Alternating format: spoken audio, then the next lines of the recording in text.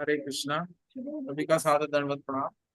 आज के इस भगवत गीता रीडिंग सेशन में आज हम अध्याय 2 श्लोक संख्या 18 से आगे बढ़ेंगे। तो आज की जो होस्टिंग की सेवा है वो है अंतरंगा लीला माता जी, जो कि बटाला से हैं। और जो कि रामानंद राय प्रभु जी, जो कि हमारे शिक्षा गुरु हैं, उनकी पुत्री हैं, जो कि बटाला में ही जगन्नाथ टेम्पल में ही अपनी सेवाएं दे रही हैं। और माता जी की भक्ति शास्त्री भी हो चुकी है। और माता जी परम पूज्य लोकनाथ स्वामी महाराज की कृपा पात्र शिष्यों में से एक है। हरे कृष्णा। तो आज हम माता जी के एसोसिएशन में भगवत गीता का श्रवण करेंगे।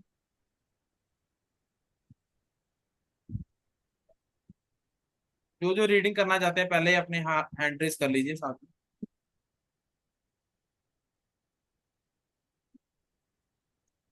हरे कृष्णा। हरे कृष्णा। स्टार्ट करें। हाँ जी माता जी, बस। ओम नमो भगवते वासुदेवाय। ओम नमो भगवते वासुदेवाय। ओम नमो भगवते वासुदेवाय नमः। ओम नमो भगवते वासुदेवाय नमः। नमो विष्णुपदाय कृष्णपृष्ठाय भूतले श्रीमते भक्ति वेदांत स्वामी नामने नमस्ते सारस्वती देवी गौरवाणी प्रचारिणे निर्विशेष शून्यवादी पाश्चात्य देशतारिणी। जय श्री कृष्ण चैतन्य प्रभु नित्यानंद श्री अद्वैत गदाधर शिवासादि गौर भक्त वृंद। हरे कृष्ण कृष्ण कृष्ण हरे हरे। हरे राम राम राम हरे हरे। हरे कृष्ण कृष्ण कृष्ण हरे हरे। हरे राम राम राम हरे हरे। हरे कृष्ण कृष्ण कृष्ण हरे हरे। हरे राम राम राम हरे हरे। हरे कृष्ण। तो आज हम अध्याय 2 श्लोक संख्या 18 पढ़ेंगे। अंतवंत इमे देहा नित्य अस्तोक्ता शरीरिणा अनाशिनो अप्रेमयस्य तस्मादुदय सब भारत। अविनाशी अविनाशी, अपरिमेय तथा शाश्वत जीव। अविनाशी हाँ जी। अविनाशी अप्रेम्य तथा शाश्वत जीव के भौतिक शरीर का अंत अवश्यम भावी है। अतः हे भरतवंशी युद्ध करो। तो यहाँ पे भगवान कृष्ण अर्जुन को बता रहे हैं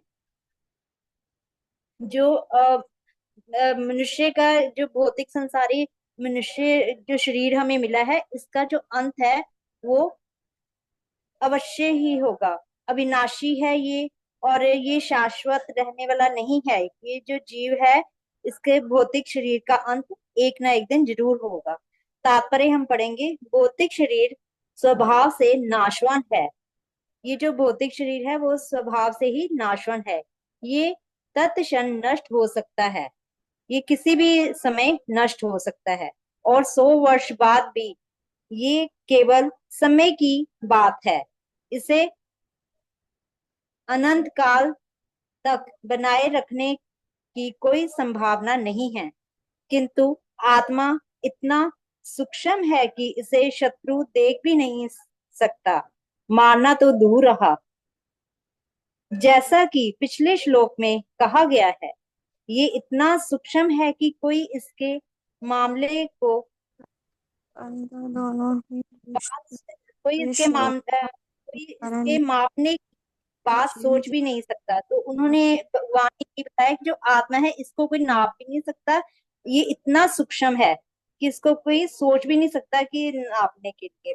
अतः दोनों की दृष्टि में शोक या कोई कारण नहीं है, क्योंकि जीव जिस रूप में है, ना तो उसे मारा जा सकता है और ना ही ये शरीर को कुछ समय तक या स्थायी रूप से बचाया जा सकता है। पूर्ण आत्मा के सूक्ष्म कण अपने कर्म के अनुसार ही ये शरीर धारण करते हैं। अतः धार्मिक नियमों का पालन करना चाहिए। तो जैसे जैसे हम कर्म करते हैं उसी के अनुसार हमें शरीर प्राप्त होता है। जो हमारा शरीर है वो तो नाशवान है, पर जो आत्मा है वो कभी मरता नहीं है। आत्मा हमेशा अमर है और जो शरीर है वो नश्वर है। तो इसीलिए भगवान ने बताया है कि हमें भक्ति करनी चाहिए, हमें इस शरीर के मोह में नहीं पड़ना चाहिए। ये जो आत्मा है वो हमेशा जीवित रहने वाला है, आत्मा कभी मरती नहीं है। जो शरीर है वो जो है नश्वर है, वो हमेशा नष्ट हो सकता है, किसी भी क्षण नष्ट हो सकता है। पूर्ण आत्मा के सूक्ष्म कण अपने कर्म के अनुसार ही ये शरीर धारण करते हैं, और जैसे जैसे हम कर्म करते हैं उसी के अनुसार हमें ये शरीर मिलता है। अतः धार्मिक नियमों का पालन करना चाहिए और हमें भक्ति करनी चाहिए, धार्मिक नियमों का पालन करना चाहिए। वेदांत सूत्र के वेदांत सूत्र में जीव को प्रकाश बताया गया है, क्योंकि वह परम प्रकाश का अंश है। जिस प्रकार सूर्य का प्रकाश सारे ब्रह्मांड को पोषण करता है, उसी प्रकार आत्मा के प्रकाश से इस भौतिक देह का पोषण होता है। जैसे ही आत्मा इस भौतिक शरीर से बाहर निकल जाता है और शरीर सड़ने लगता है, अतः आत्मा ही शरीर का पोषक है। शरीर अपने आप में महत्वहीन है। इसीलिए अर्जुन को उपदेश दिया गया है कि वह युद्ध करे और भौतिक शारीरिक कारणों से धर्म की बलि ना होने दे। तो इसीलिए भगवान कृष्ण ने अर्जुन को उपदेश दिया था कि वो कर्म करे और भौतिक शरीर से आसक्त ना हो, क्योंकि ये जो शरीर है वो नश्वर, वो एक ना एक दिन नष्ट हो जाएगा, पर जो आत्मा है वो कभी नष्ट नहीं होती। ना वो जला सकते हैं ना उसको सताया जा सकता है, जो आत्मा है वो अमर ही रहती है। इसीलिए हमें कभी भी आसक्त नहीं होना चाहिए इस भौतिक शरीर से। हमें अपना नित्य कर्म करना चाहिए और अपनी भक्ति करनी चाहिए। हमें अपना जो हमारे गुरु महाराज ने बताया है कि 16 माला जप करनी चाहिए और हमें 4 नियमों का पालन करना चाहिए, जिससे कि हम भगवान का प्रेम प्राप्त कर सके और भगवान के धाम जा सके। तभी हम जन्म मृत्यु जरा व्याधि से बच सकते हैं। अगर हम इन ठीक से हम माला 16 माला जप करेंगे, ध्यान पूर्वक जप करेंगे, तो हम इन 4 चीजों से बच सकते हैं। जरा मृत्यु जन्म मृत्यु जरा व्याधि, इन 4 चीजों से हम बच सकते हैं, यही इसमें बताया गया है। हरे आगे कृष्ण। अ, आगे नेक्स्ट श्लोक। हाँ जी, हाँ जी। आगे तो ऐसे का माता जी हमने ऐसे सीक्वेंस बनाया हुआ है कि जैसे हाँ श्लोक आप पढ़ लेंगे श्लोक का जो है, फिर उसके बाद ये जो है भावार्थ, भावार्थ भी आप पढ़ेंगे। तात्पर्य जो है वो हमारे साथ जो भक्त हैं वो पढ़ेंगे पूरा तात्पर्य, क्योंकि लंबा हो जाता है ना तात्पर्य, तो उसकी एक्सप्लेनेशन आपको करनी है बस। ठीक। हाँ जी, तो ठीक। ये मैं पढ़ देता हूँ श्लोक। यम एनम वेत्ति अंतरम यम च एनम मयन्ते हम उभो तो न विजयन्तः नाम यम हन्ति नाम हन्तते। जो इस जीवात्मा को मारने वाला समझता है तथा जो इसे मरा हुआ समझता है, वह दोनों ही अज्ञानी है, क्योंकि आत्मा ना तो मरता है ना ही मारा जा सकता है। राघव कृष्ण प्रभु जी पढ़िए। हरे कृष्ण प्रभु जी दंडा जगत गुरु शीला प्रभुपाद की जय।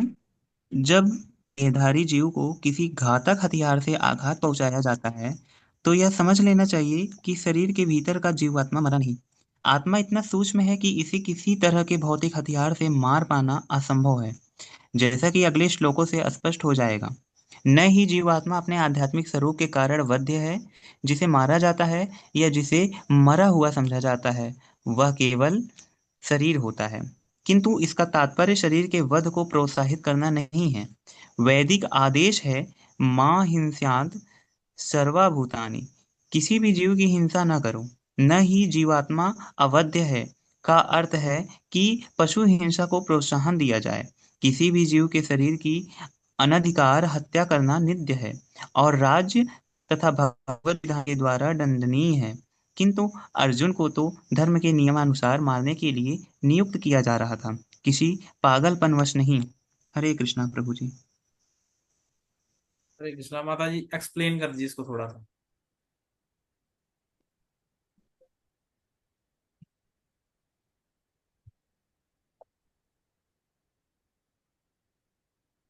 भगवान ने इसमें बताया है जो इस जीवात्मा को मतलब मारने वाला समझता है या इसे मरा हुआ जानता है, वह दोनों ही अज्ञानी है। ना तो ये आत्मा मरती है, ना ही ये मारी जा सकती है। आत्मा ना तो मरता है ना ही मारा जाता है।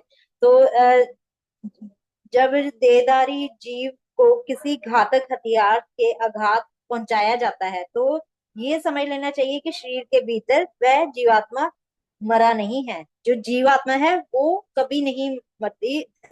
जो शरीर है उसकी हत्या होती है, पर जो आत्मा है उसकी हत्या नहीं होती। आत्मा इतना सूक्ष्म है कि इसे किसी तरह के भौतिक हथियार से मार पाना असंभव है। तो इसको कोई भी नहीं, कोई हथियार नहीं इसे मार सकता है, ना इसे जलाया जा सकता है। जैसा कि अगले श्लोकों से स्पष्ट हो जाएगा, ना ही जीवात्मा अपने आध्यात्मिक स्वरूप के कारण बाध्य है। जिससे जिसे मारा जाता है या जिसे मरा हुआ समझा जाता है वह केवल शरीर होता है।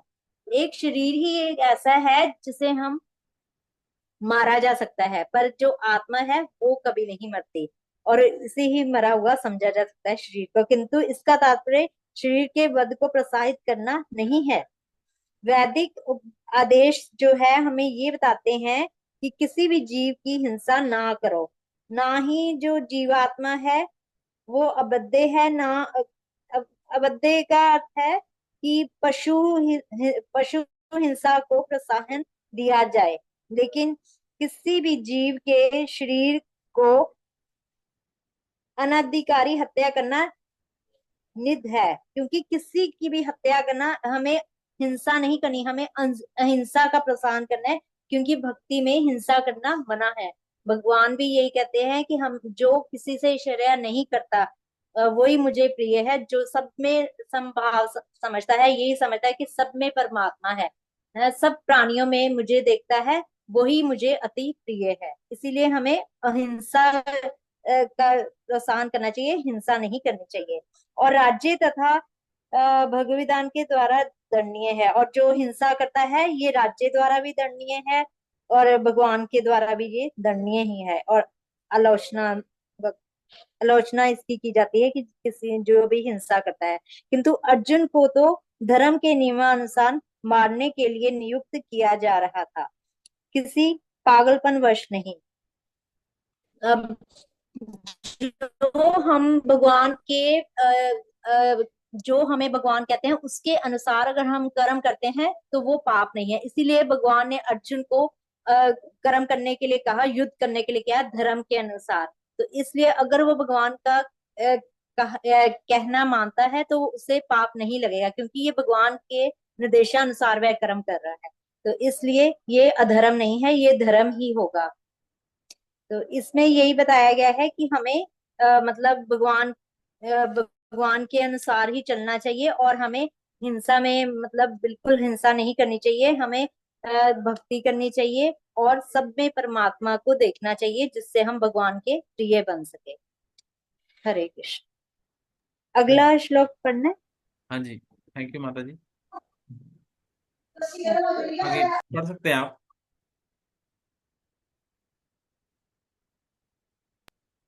ना जायते प्रियते काकादाची त्रायं भूत्वा भविता वा न भूये अजो नित्य शाश्वतोऽयं सुरानो न हन्ये हन्यामाने शरीरे। आत्मा के लिए किसी भी काल में ना तो जन्म है ना मृत्यु है।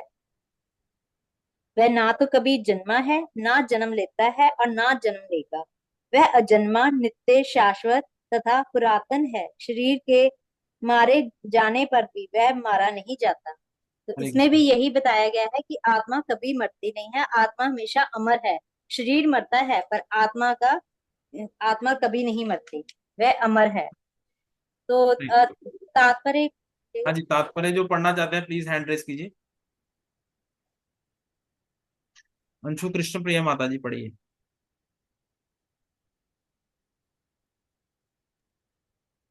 हरे कृष्णा एवरीवन। हरे गुणात्मक दृष्टि से परमात्मा अणु अंश परम से अभिन्न है। वह शरीर की भांति विकारी नहीं है। कभी कभी आत्मा को स्थायी या कुटस्थ कहा जाता है। शरीर से 6 प्रकार के रूपांतर होते हैं। वह माता के गर्भ से जन्म लेता है, कुछ काल तक रहता है, बढ़ता है, कुछ परिणाम उत्पन्न करता है, धीरे धीरे क्षीण होता है और अंत में समाप्त हो जाता है। किंतु आत्मा से ऐसे परिवर्तन नहीं होते। आत्मा अजन्मा है, किंतु चूंकि यह भौतिक शरीर धारण करता है, अतः शरीर जन्म लेता है। आत्मा ना तो जन्म लेता है ना मरता है। जिसका जन्म होता है उसकी मृत्यु भी होती है। और चूंकि आत्मा जन्म नहीं लेता, अतः उसका ना तो भूत है, ना वर्तमान, ना भविष्य। वह नित्य, शाश्वत तथा सनातन है। अर्थात उसके जन्म लेने का कोई इतिहास नहीं है। हम शरीर के प्रभाव से आकर आत्मा के जन्म मरण आदि का इतिहास खोजते हैं। आत्मा शरीर की तरह कभी भी वृद्ध नहीं होता। अतः तथाकथित वृद्ध पुरुष भी अपने में बाल काल या युवा अवस्था जैसी अनुभूति पाता है। शरीर के परिवर्तनों का आत्मा पर कोई प्रभाव नहीं पड़ता। आत्मा वृक्ष या किसी अन्य भौतिक वस्तु की तरह क्षीण नहीं होता। आत्मा की कोई उपसृष्टि नहीं होती। शरीर की उपसृष्टि संतानें हैं और वे भी विशिष्ट आत्माएं हैं, और शरीर के कारण वे किसी न किसी की संतानें प्रतीत होते हैं। शरीर की वृद्धि आत्मा की उपस्थिति के कारण होती है, किंतु आत्मा के ना तो कोई उपवृद्धि है, ना ही उसमें कोई परिवर्तन होता है। अतः आत्मा शरीर के 6 प्रकार के परिवर्तन से मुक्त है। हरे कृष्णा। हरे कृष्णा। थैंक यू माता जी। कठोपनिषद 1.2.18 में इस तरह बताया गया है, न जायते म्रियते वा विपृश्चन्य कृतिश्चन्य बभूव कश्चित् अजो नित्यो शाश्वतोऽयं पुराणं न हन्यते हन्यमाने शरीरे। इस श्लोक का अर्थ तथा तात्पर्य भगवत गीता के श्लोक जैसा ही है, किंतु इस श्लोक में एक विशिष्ट शब्द विपृश्चित का प्रयोग हुआ है, जिसका अर्थ है विज्ञान या ज्ञानमय। आगे जो पढ़ना चाहते हैं अपने हैंड रेस कीजिए।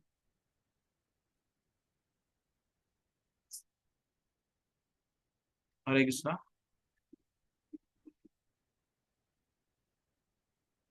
निशा माता जी आप पढ़ लीजिए।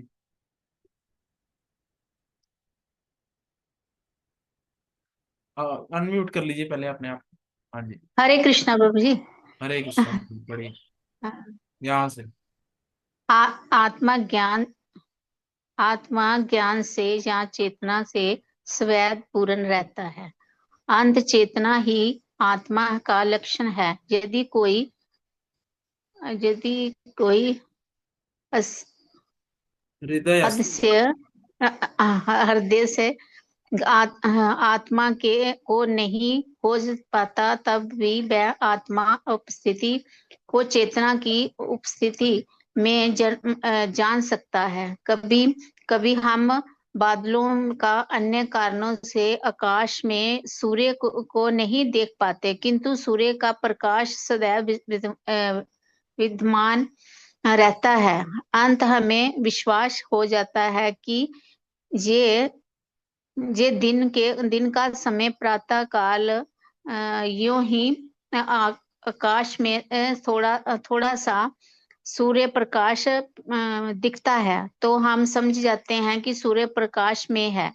इसी प्रकार चूंकि शरीरों में चाहे पशु के हों तो या पुरुषों के हो, कुछ ना कुछ चेतना रहती है। अंत हम आत्मा की उपस्थिति से को जान लेते हैं, किंतु जीव की ये चेतना परमेश्वर की कोई चेतना से भिन्न है, क्योंकि परम चेतना तो सर्वज्ञ है, भूत वर्तमान तथा भविष्य के ज्ञान से पूर्ण है। सृष्टि जीव की चेतना विस्मृत है। यदि जब वह अपने वास्तविक रूप में भूल जाता है, तो उसे कृष्ण के उपदेशों की शिक्षा तथा प्रकाश में बोध प्राप्त होता है। किंतु कृष्ण विस्मरणीय जीव नहीं है। यदि वे ऐसे होते तो उनके द्वारा दिए गए भगवत गीता के उपदेश व्यर्थ होते। आत्मा के दो प्रकार है, एक तो अणु आत्मा है और दूसरा विभु आत्मा।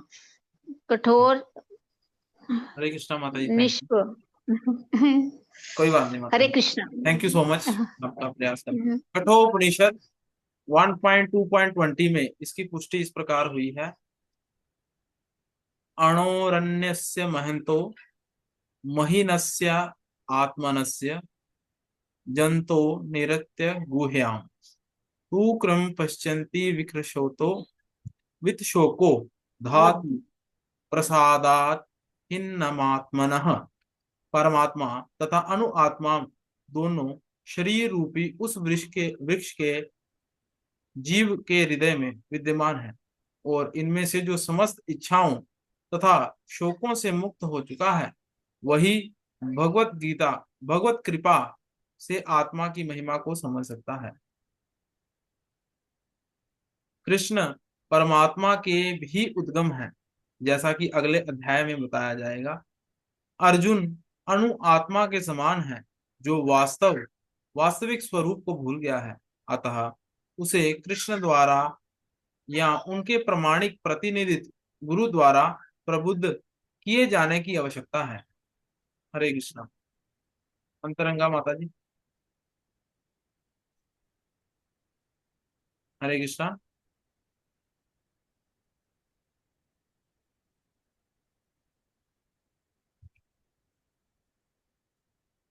हरे कृष्णा अंतरंगा माता जी।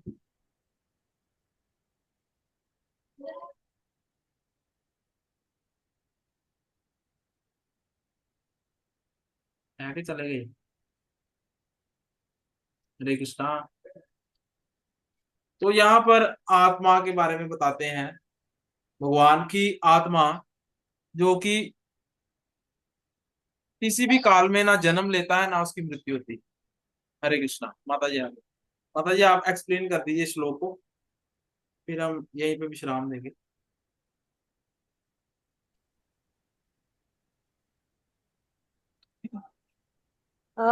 इस श्लोक का अर्थ तथा तात्पर्य भगवद गीता के श्लोक जैसा ही है, किंतु इस श्लोक में एक विशिष्ट शब्द जो कि विपक्षित का प्रयोग हुआ है, जिसका अर्थ है विद्वान या ज्ञानवान। आत्मा ज्ञान से या चेतना से सदैव पूर्ण रहता है। आत्मा में सदैव ज्ञान रहता है और चेतना रहती है, उससे वह पूर्ण रहता है। ये चेतना ही आत्मा का लक्षण है। आत्मा का लक्षण क्या है? चेतना। जब हम कॉन्शियसनेस रहते हैं तो हमें पता लगता है कि हमारे शरीर के अंदर आत्मा है, जिसकी वजह से हम कॉन्शियसनेस रहते हैं, चेतना रहती है। यदि कोई हृदय हृदय में आत्मा को नहीं खोज पाता, तब भी वह आत्मा की उपस्थिति की चेतना की उपस्थिति से जान सकता है। तब भी वह आत्मा की उपस्थिति जान सकता है। कभी कभी इन बादलों या अन्य कारणों से आकाश में सूर्य को नहीं देख पाते, किंतु सूर्य का प्रकाश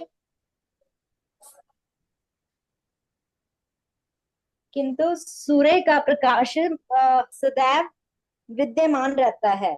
अतः हमें विश्वास हो जाता है कि ये दिन का समय है। प्रातःकाल ज्यों ही आकाश में थोड़ा सा सूर्य प्रकाश दिखता है तो हम समझते हैं कि सूर्य आकाश में है। तो इसी प्रकार उन्होंने बताया गया कि जो आत्मा है हमारे शरीर में, जब वो रहती है तो हमारा जो कॉन्शियसनेस रहता है, हमारी चेतना रहती है।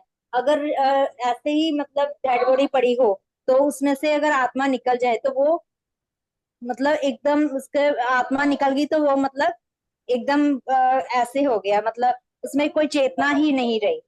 तो आत्मा के बगैर शरीर की कोई वैल्यू नहीं है। तो जिस प्रकार सूर्य जो है उसके प्रकाश से सारा जो संसार चलता है, उसी प्रकार आत्मा का है ये लक्षण। इसी प्रकार क्योंकि शरीरों में चाहे पशु के हो या पुरुषों के कुछ भी चेतना रहती है, अतः हम आत्मा की उपस्थिति को जान लेते हैं। किंतु जीव को ये चेतना परमेश्वर की चेतना से भिन्न है। तो किसी भी शरीर में अगर आत्मा होती है तभी हम जान पाते हैं कि उसकी मतलब आत्मा की उपस्थिति को जान पाते हैं, जब उसमें चाहे कोई भी जानवर हो चाहे इंसान हो, किसी में भी अगर आत्मा है तो चेतना है।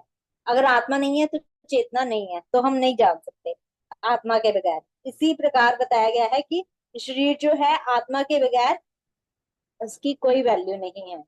किंतु जीव की ये चेतना परमेश्वर की चेतना से भिन्न है।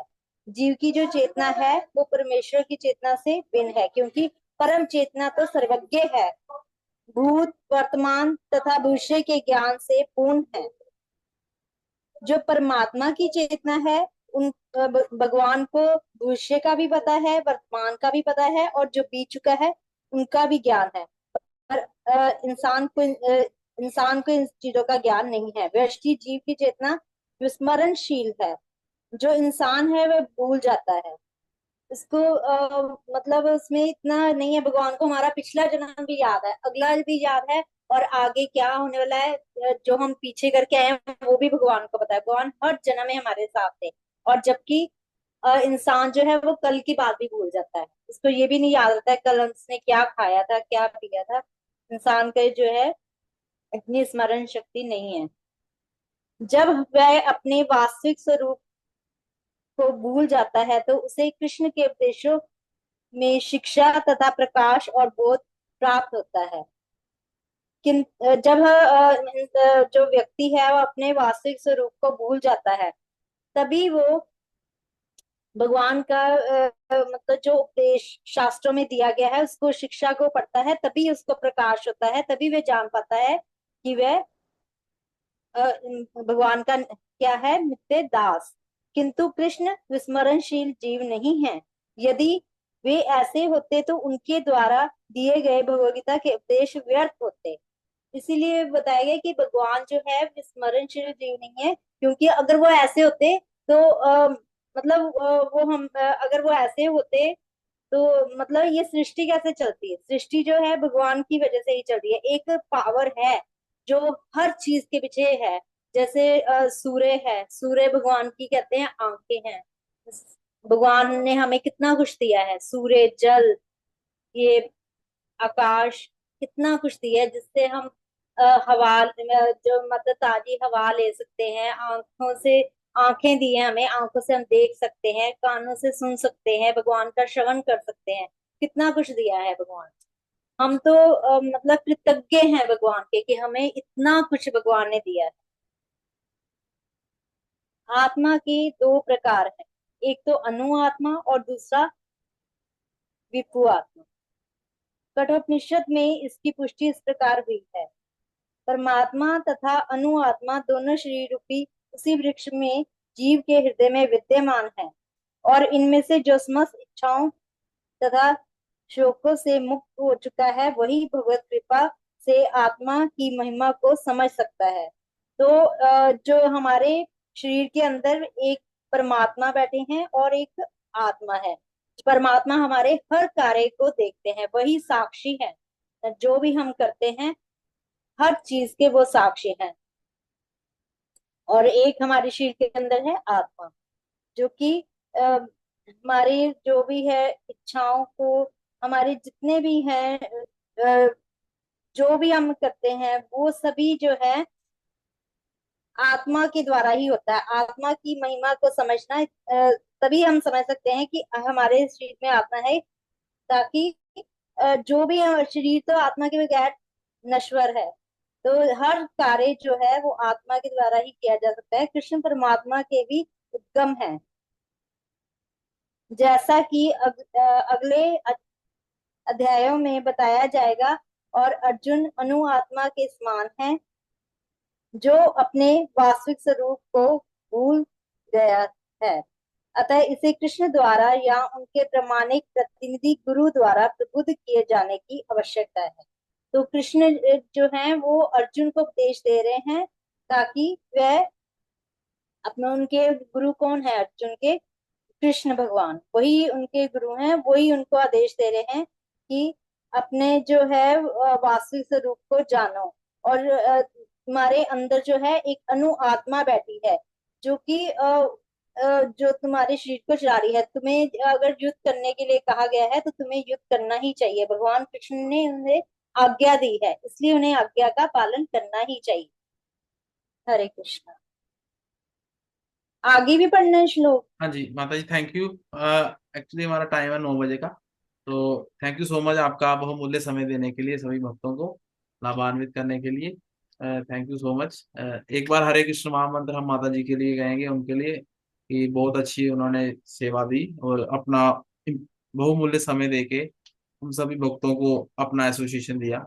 हरे Krishna Krishna Krishna Hare Hare, Hare Ram Ram Ram Ram Hare Ram Hare. Thank you Hare. So much माता जी। तो अगर किसी का कोई थैंक यू प्रश्न है सो तो एक प्रश्न ले सकते हैं हम, किसी का कोई क्वेश्चन है तो।